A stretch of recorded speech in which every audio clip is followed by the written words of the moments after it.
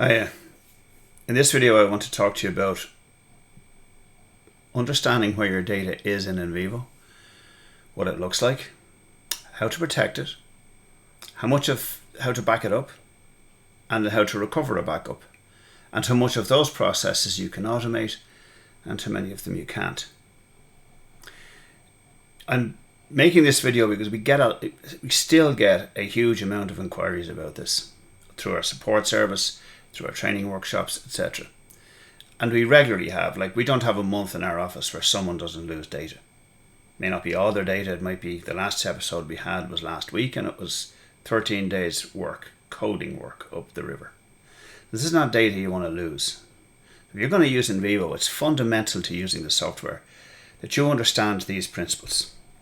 We know as well that people are confused about where their data is because we regularly get emails on a weekly basis where people would say stuff like, if I upgrade my software, will I lose my data?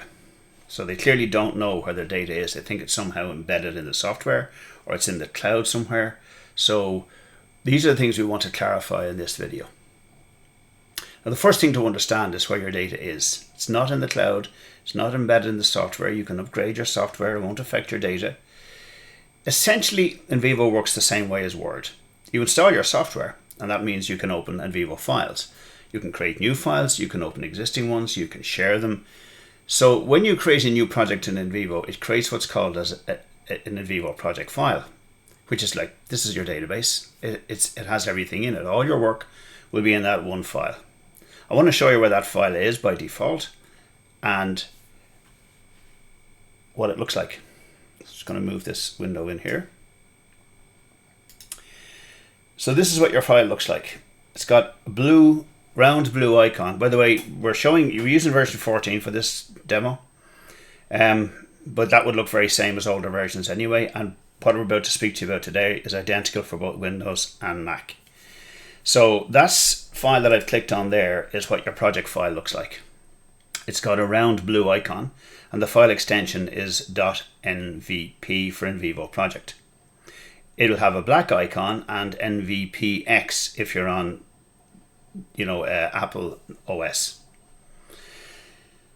That's your file, and that's the file you need to protect, and that's where it's stored. It's stored by default, by the way, in your documents folder, and we highly recommend you leave it there. Try to avoid putting it on a complex path on your network somewhere, or trying to open it in a cloud or any kind of a remote folder. It's very likely to work, and if it does, it's likely to fall over and crash. It likes to be in your documents folder. We would suggest you store your file there for working on it and back it up to the cloud. Even if your file is already a OneDrive folder, if your documents folder is already a OneDrive folder, although on some devices, depending on the available memory, etc., sometimes when you open a file in a syncing folder, it can be problematic. It can start to run very slow or fall over. If that's the case, then simply move your file to a folder on your C drive that isn't syncing, like make a new folder called NVivo Data and put your file in there. You can also make your backup in the cloud. That's no problem because you're not opening the file, you're just storing it there. But use that then for your daily work if you have that problem with it running slow or crashing. But some people do, because apps like OneDrive, when you open a project file, a second file with an LDF extension is opened up. That's actually your database, and that's the file you're interacting with when you drag a piece of text or media into a code. So if you when that second file appears when you open your project, OneDrive immediately tries to grab it to sync it, and so it can make NVivo unstable. So that is my clear advice, and if you have any doubt about any of these things we're going to talk about today, ping me an email. I'll put the email address on the screen, and make sure that you ask any questions or clarify. It is vital that you fully understand this video, and because it will be everything you need to know about how to protect and how to recover your data. And unfortunately, a lot of people don't know it. Or too many people at least, that can lead them to data loss, which is a terrible conversation that we have to have on a fairly regular basis. Okay, so in NVivo, your project file, you can open it through the recent project list, or you can just browse here and open your file. So I'm going to just open up the sample project that comes shipped with NVivo. I have it on the desktop today because I'm going to delete it afterwards, but I would normally have it in my documents folder. So let's say I've done my work now, been working all day, and it's time now to shut up shop. So I'm going to backup. I'm going to do a backup. So to do this, I go to the Share tab in the ribbon here. Be careful that you don't click Export Project. I would prefer if those two buttons weren't side by side, because sometimes people think that's making a backup.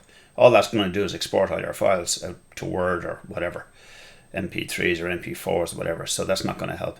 But here, this is the one I want. It's Copy Project.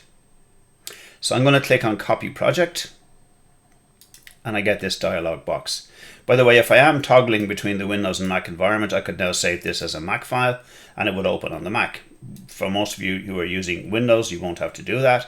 You don't have to change anything here except tell it where to make the copy. So there's not an automatic, your file can be set to automatic save, but that doesn't mean you have a backup. It just means your file is set to automatic save. It can still crash and burn. It can still become corrupt. Your laptop can be stolen, so you need a copy in the cloud. So to do that, it's a simple process. I'm going to click on the Browse button here, and I'm going to browse to my cloud folder, whatever cloud service I'm using. This happens to be our own one, but you could be using OneDrive, Google Drive, Dropbox, whatever. And I would have a dedicated folder here called NVivo Backups, because I really don't want to mix that up with my main file. Even if it is in my OneDrive folder, it should still be a separate folder, or whatever folder I'm in, even if it's the same drive as I'm using for my recovery file. OneDrive, for example, it still should be a cloud folder, but it should be also dedicated. And then I would call my sample project Backup. So I would name it, I give it a name, the backup, but I would call it Sample Project Backup. So I'm not going to confuse at file or folder level which is my backup and which is my main file, because that's another one that we would see regularly where we log on to someone on a support call and it turns out they're working on their backup. They get confused. And I think anecdotally this is because operating systems like Windows and Mac have become so prescriptive that they do everything for you. So a lot of people, especially younger people, will have lost the very basic skills of file management because it's not something they have to do very much. But if you don't understand file management, then overwriting becomes a problem. Essentially, there's two types of backer uppers. There's the serial backer upper who backs up everywhere, and then doesn't know which file they're working on, probably working on 3 of them at the same time. Or the no backer upper who discovers they need a backup when the manure hits the fan. You don't want to be in either of those camps. So there's my backup. All I have to do now is say OK, and my file is now created in the folder that I want it to be in. So if my hard drive is stolen, or if my hard drive collapses, or my laptop is stolen, I can recover that from another device because it's in OneDrive. So I'm going to now, tomorrow, come along and do a backup. And this is an important one as well, because this is another mistake that we would see. So I'm going to do Copy Project again. I can do it up here in the Share tab, or I can do it up here, File, Copy Project. And I'm going to browse. Now tomorrow, I'm not going to make a new file. Don't be making a new file every day and putting today's date on it. We already know what date and time it was created on here. Don't need today's date. These files can be quite big. They can be gigabytes in size. So the last thing you want is to have hundreds of these things in your hard drive. They just take up all your space on your OneDrive. So we're saying sample project backup, we're overwriting yesterday's file. You'll get the usual warnings. Do you want to overwrite? Yes, we do. Job done. Just say OK to that, and that's another backup made, overwriting yesterday's.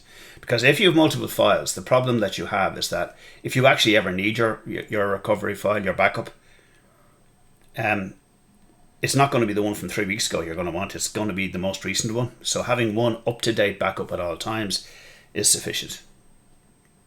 So that's your backup. Now, In theory, if you are saving and backing up, you should never need, if the worst case happens and your file becomes corrupt, you have your backup. So you should never need to do what I'm going to show you next, which is restore from a recovery file. These are both a blessing and a curse because they're made automatically by the software. So the first time you save, after you install NVivo, and you save a project, a folder will be created in here, in your documents folder, called NVivo Recovery. And it would depend on the version. So there's NVivo 12 Recovery, there's the newer version Recovery. So this is created automatically, and these files are stored in there automatically. At periods, the database will take a snapshot of itself and create one of these NVB files, which does stand for NVivo Backup. It's not a term I would use because the trouble with there's two problems with automated processes.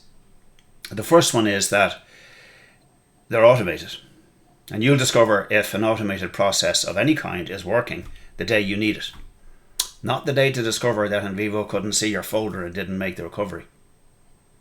Or you've been saying yes to this error for months that you didn't understand because it's telling you it can't make the recovery file. And also, the trouble with an automated process is that it will back up an error. So I'm working away today and I delete a few folders by mistake. And then I realise, no, I shouldn't have done that. So I go to my backup and the folders are still there and I import that and all is good. But if I'm relying on an automated process, my backup now has those missing folders in them as well. So it can back up an error. That's why I'm saying not to rely on this. This is a get out of jail card. If all else fails, this is your point of last resort. This is where you could actually get yourself out of real trouble. So I'm going to show you the steps for restoring, because it's not just a simple matter of opening that file. You can't just open the file. I have to go to File, Help, Restore. By the way, just to be clear, if I did need my backup, I would move it out of the backup folder into my documents folder, rename that to take the word backup off it, and then make my backups from there. Just so you're clear on that if I need to do it. So I'm going to do Restore Project. Takes a minute for this dialog box to pop up, and then it'll pop up with this. Now first I have to tell it which project to restore from, and then I have to tell it which project file to restore. So if I go to browse here, let's just go to the desktop, to the same file we've just been working on. It's my TA example.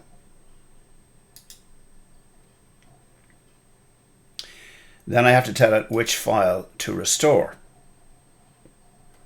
And this is the TA example file, so I click restore. And there I have it. It's done. It's created a file now on my desktop called, whatever the file name is, damaged in brackets. It'll put the word damaged in. You can just rename that if you want, but that file will now open and all your data will be there. But really, I'm appealing to you not to treat that as a backup, because too many people do and then find themselves in trouble. So if you found that helpful, I'll put the email address there again so you can ping any questions. If there's anything you're not sure about, talk to us, because that's something you need to understand. And if you liked the video, if you found it helpful, please like and subscribe, and we'll see you on the next video.